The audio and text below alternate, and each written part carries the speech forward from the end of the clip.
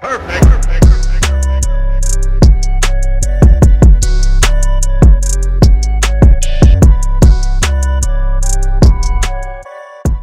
going on, beautiful people? Well, oh, I got a spit right there. Welcome back. Today, as you can tell by the title, I'm gonna be talking about the time where I was nearly killed by a pit bull.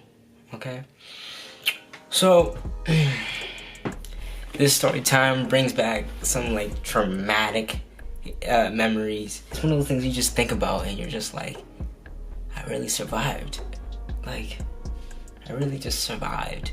Alright, so I believe I was in the 4th grade.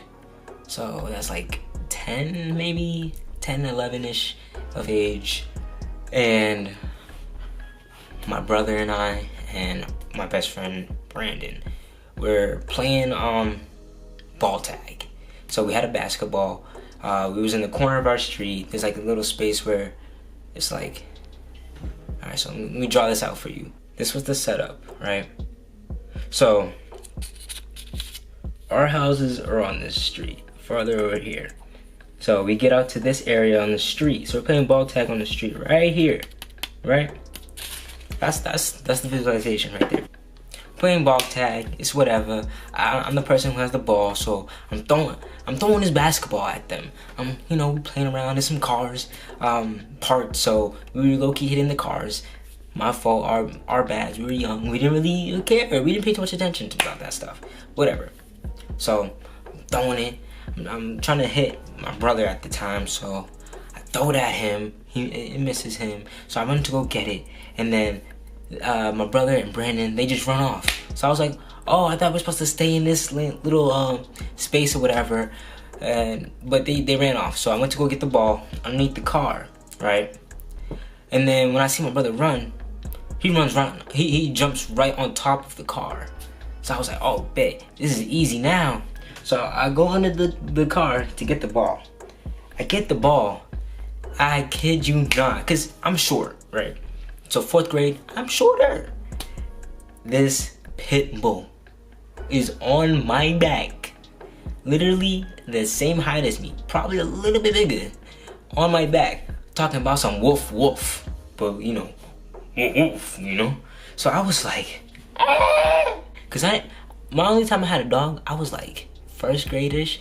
His name was Ginger. It was a sweetheart. And one day he was gone. He wasn't old. We had him for like a month or two. I don't know what mother did with him, but he was gone. So I didn't have much experiences with dogs other than the times we were trying to run away from them. And here I was trying to run away from it. And no one gave me no signs, no nothing. I just saw this dog on top of me and I was confused because I was playing some ball tag. And now them motherfuckers just ran away. And I was there to survive by myself. So my brother, he basically used me as bait or whatever. Because he jumped on top. I went to go get him. Then he just leaped right away and ran off. And my homeboy Brandon, he just ran. I didn't know what was happening. So here I am on the ground with this dog on top of me. And I didn't know what to do. So I quickly like push it off. Well, this dog must have been in like some type of marathon or something. Because in his previous years of age or whatever. Because he was like... and I was just like, So then, back to this visualization right here. So, let me draw the car so y'all know what was happening. It was a big truck. Oh, sorry, y'all mad close to my forehead. This is the dog in me. Sorry, it looks like a mouse. Wow, I'm sorry, it looks like a mouse. And then this is my brother and Brandon, right? Running off. So, this is the truck. This is where everything's happening, right? So then, while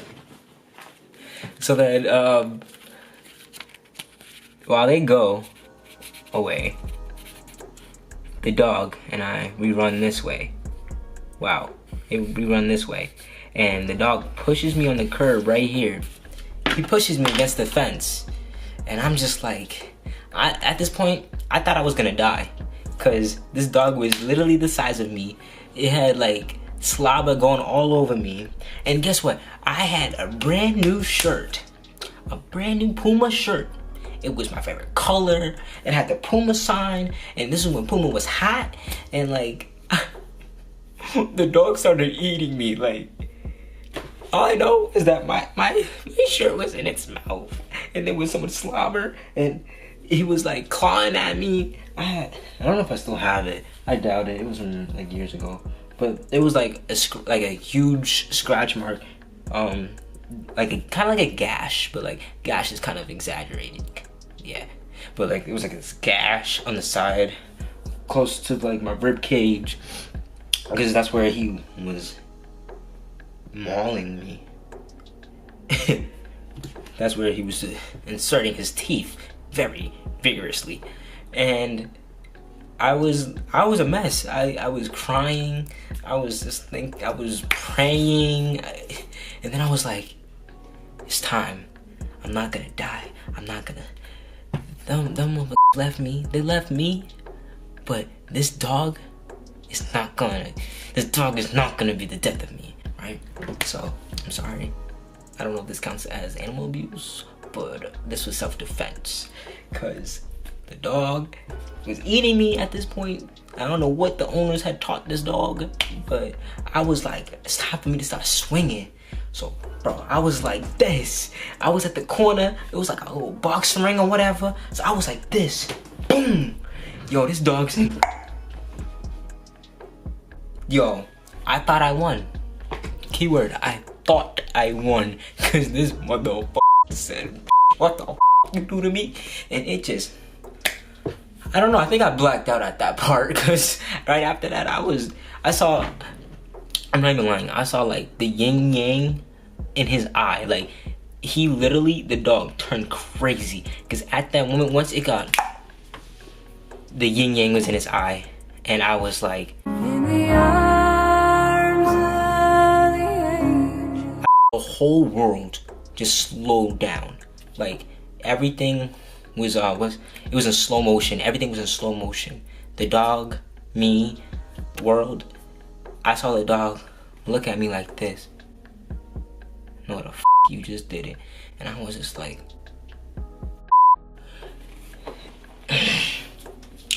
so the dog just pushed my shit. The dog threw me on the floor, and I took that as an advantage, because I was like, ugh. And then I just started running. I was running. So I went into Brennan's front yard, like this fence gate or whatever. You know, the really old cheap fence gates.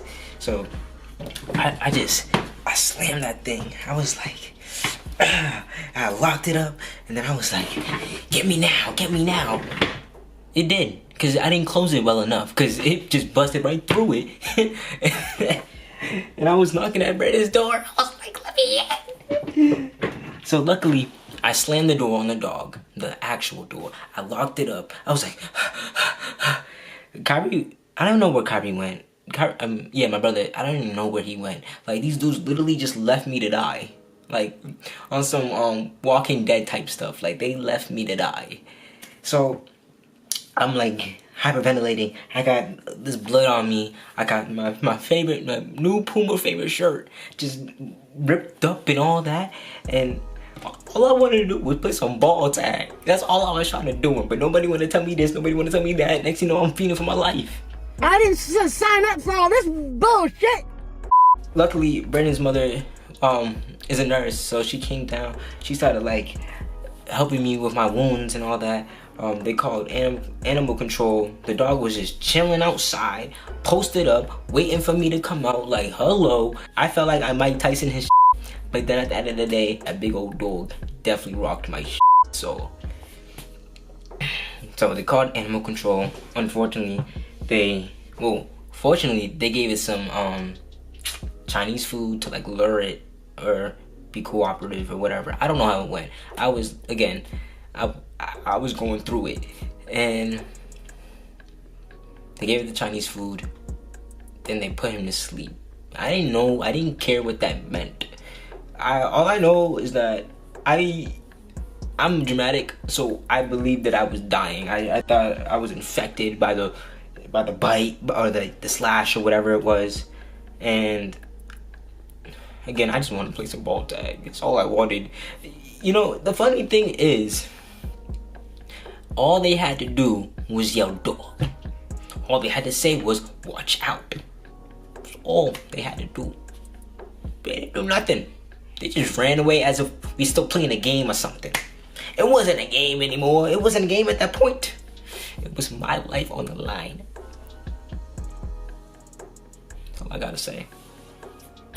And then I came into school the next day, just like walking like this, like can barely walk. Nobody cared. Nobody cared. When I told my mother about all this happening, she didn't care. Nobody cared. Everyone saw me as like a dog killer and said the dog probably just wanted to have some fun. I was abused.